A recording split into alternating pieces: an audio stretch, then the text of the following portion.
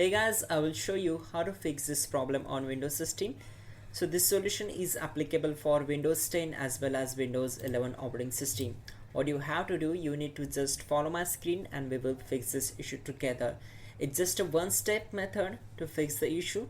Simply, you need to go to the device manager and click here to open it.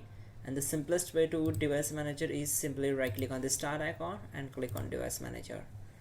Once we are here, we need to expand the mice and other pointing devices, so you can double click on it to expand this, or you can simply use the arrow to expand this. Now right click on the mouse drivers and select properties. On the window we need to select driver tab, then go to update drivers. Now click on the search automatically for drivers. Make sure you are connected with your internet connection and the best drivers will be installed automatically. Now you can check out the problem is solved or not. If not, you can just right click on it and select uninstall device. Now your mouse will be stopped working. For that you need to press Alt F4 to close the window. Again press it again, Alt F4.